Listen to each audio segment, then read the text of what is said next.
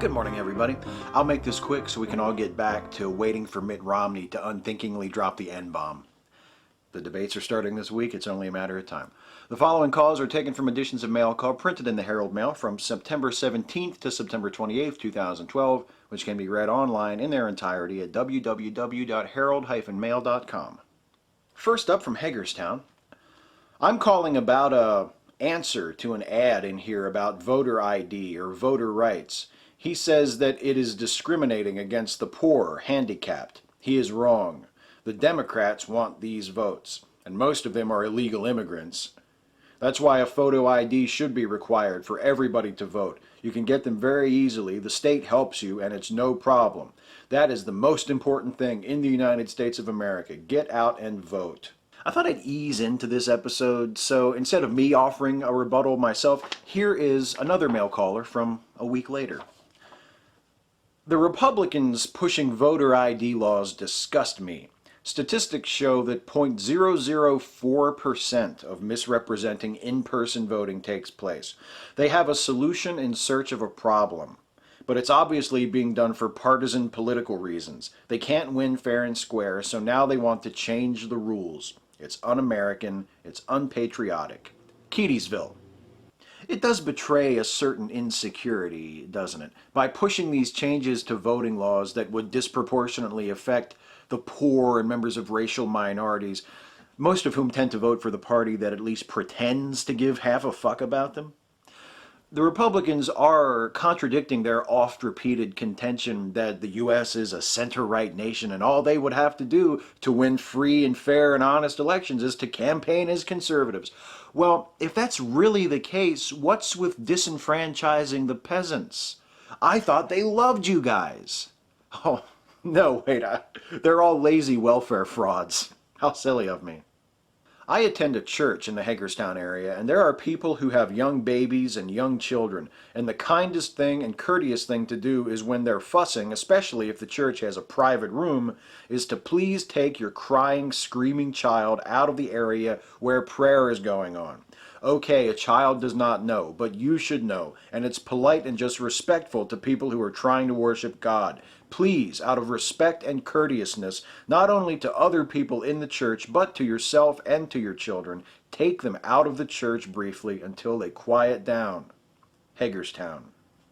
On the one hand, I'm all for keeping the screaming children in the church, because that guarantees I'll never have to hear them. But on the other hand, I agree with this caller's sentiment. It gets on my nerves the way parents of misbehaving children will just sort of assume that the rest of us are only too happy to indulge them, as if putting up with the shrieks of their fussy brattling is just a part of the social contract which we've all implicitly agreed to, and they're not imposing on the rest of us at all.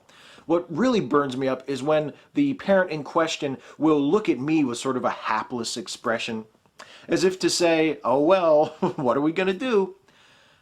There is no we. You, if you had a trace of courtesy or self-awareness, would already have removed yourself and that sentient vuvuzela you call a child out of the church or the library or the grocery store or wherever you happen to be within earshot of other people. People who are not your child's parent, who don't love him, who have no reason to overlook what a loud little prick he's being right now. People who shouldn't have to suffer because of your shitty-ass parenting. Pick the kid up. Take him the fuck outside. Or her. Little girls are pricks too. I just want the people to know that I am a Republican. My great-grandfather was a Republican. My grandfather was a Republican. My father was a Republican. And I'm a Republican. And I vote Republican. And I do not cross the party line to vote for someone. Hagerstown. Thanks for sharing. I used to listen to Rush Limbaugh all the time and even considered myself a ditto head. There, see, now we each know something embarrassing about the other. High five to all the people who attended the Greencastle Antrim School Board meeting that stood up for their rights and recited the Lord's Prayer. We should all be proud of them. Way to go. Clear Spring. A group of Christians reacting to a government body respecting the Establishment Clause by choosing to impose their religion on everyone else at that meeting earns a high five. A group of Muslims deciding to do the exact same thing would earn them what exactly? As an atheist, I don't need your pity, but I will tell you what I expect. I expect to be given the right not to believe in God, as you are given the right to believe in God. No one has the right to beat up on anyone else's beliefs, so they're not the same as yours. Move on with your own beliefs and get on with your life. Clear Spring. Another atheist from Clear Spring. Wow. I guess I wasn't the only one. I can't go along with you on the whole no one has the right to beat up on anyone else's beliefs bit. We all have that right, actually. But nevertheless, great to know you exist, fellow Clear Spring atheist. Here's hoping you keep your head down and your ass to the wall. Warning, there is a yard sale thief on the loose. I would like to thank the person who stole several bags of artificial fall leaves from my yard sale Saturday, September 1st, Pride Days on Weaver Avenue in Morgansville, Maryland. I would appreciate you returning them, no questions asked. Please leave them on my porch. Morgansville.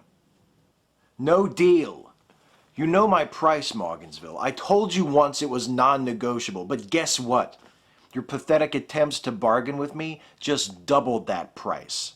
You have 24 hours to make the drop at the location I mentioned in my original note, or you will never see these leaves again. I am not fucking with you, Morgansville, and I suggest that you stop fucking with me. Oh, and Morgansville, one more thing. The clock's ticking.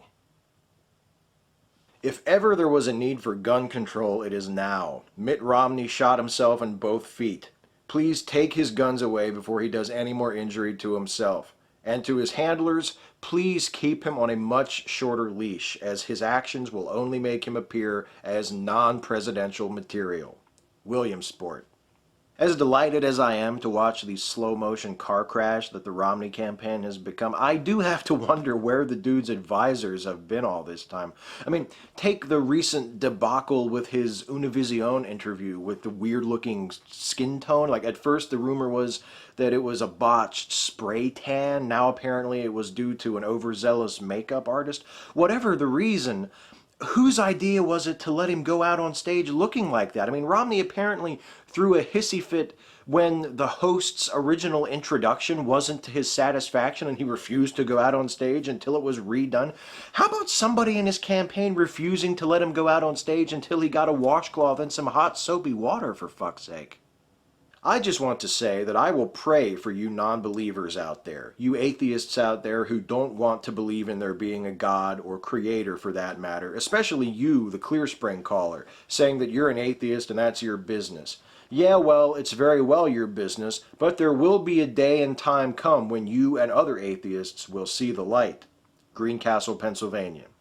For most atheists, it's not about not wanting to believe in God. It's about not seeing any compelling reason to believe in God. But more to the point, is it possible for Christians to speak to atheists or even members of other faiths about religion without resorting to threats? Could you guys maybe try it? And finally, from Hagerstown, to the person who wrote that the separation between church and state is a good law, got news for you. It isn't a law, and it's not in the U.S. Constitution. I dare you to find it. It simply says the federal government will not establish a religion. The states, via the 10th Amendment, are able to establish what they wish. Most colonies were founded on religion, thus their constitutions are based on it. Please remember, the U.S. Constitution is in place to limit the federal government, not the states. What you're forgetting, or far more likely what you don't fucking know, is that beginning with the adoption of the 14th Amendment in 1868, which includes guarantees of due process and equal protection that apply explicitly to the states, the federal Constitution has been understood to apply to the states. This is what's known as the incorporation doctrine, and it was applied by the U.S. Supreme Court in 1947 when the court ruled in its Everson versus Board of Education decision that the Establishment Clause of the U.S. Constitution was also binding on the laws of the states. You know, I find that having an understanding of the law that includes precedents established since 1787 aids me in sounding less like I don't know what the fuck I'm talking about when I offer opinions on things like the Constitution. I'm no lawyer, but it helps. Thanks for watching.